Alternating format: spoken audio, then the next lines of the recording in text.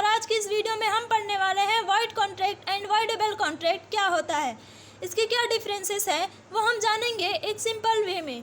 देखिए, void contract जो होता है उसको हम इन्फोर्सिबल बाय लॉ नहीं करवा सकते, पर जो वॉइडेबल कॉन्ट्रैक्ट होता है उसको इन्फोर्सिबल बाय लॉ करवाया जा सकता है।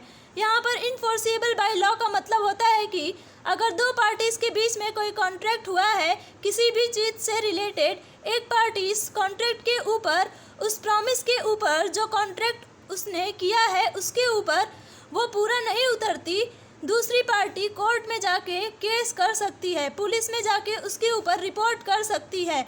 ये जो अथॉरिटी है ना, केस करके जो उसने प्रॉमिस तोड़ा है उसको वापस लेने की कोर्ट के ज़रिए से, लॉ के ज़रिए से, पुलिस के ज़रिए से, इसको बोलते हैं इन्फोर्सिबल बाय लॉ।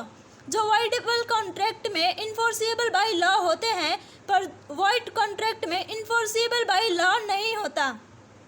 अब हम बात करते हैं वॉइड कॉन्ट्रैक्ट की डेफिनेशन की, तो इसको डिफाइन किया गया है section 2J of Indian contract act 1872 में।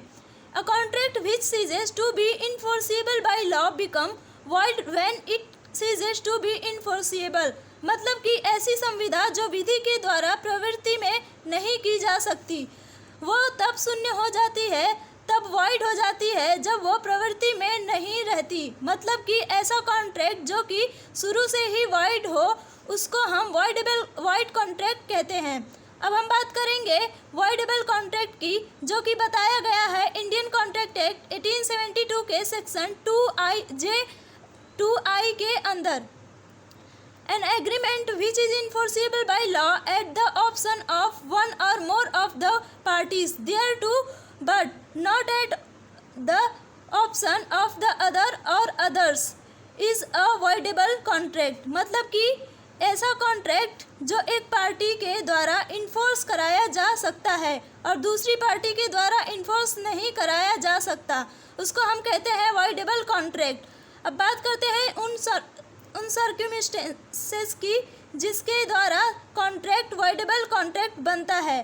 पहला है कि जब किसी एग्रीमेंट में जो पार्टी की कंसेंट है वो coercion, undue influence, fraud and misrepresentation के थ्रू ली गई है, तो ये जो कॉन्ट्रैक्ट है वो वॉइडेबल कॉन्ट्रैक्ट माना जाएगा, जिसको सेक्शन 19 एंड सेक्शन 19A के अंदर बताया गया है कि अगर कोई भी एग्रीमेंट पार्टी के फ्री कंसेंट के द्वारा नहीं किया जाएगा तो वो जो होगा वो वॉइडेबल माना जाएगा।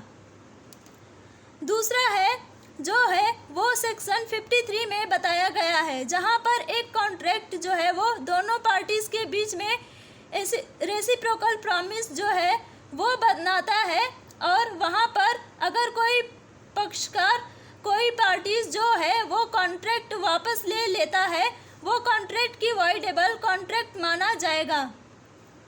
फॉर एग्ज़ाम्पल, X और Y नाम के दो व्यक्ति हैं जो आपस में एक दूसरे से कॉन्ट्रैक्ट करते हैं।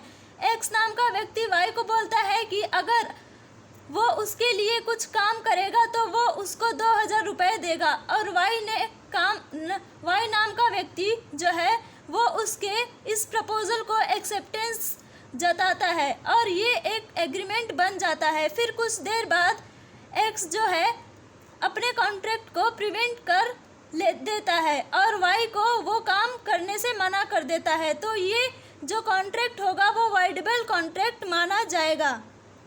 सो ये था हमारा आज का video, void contract and voidable contract, Indian contract act 1872 का topic. So thank you for watching my video.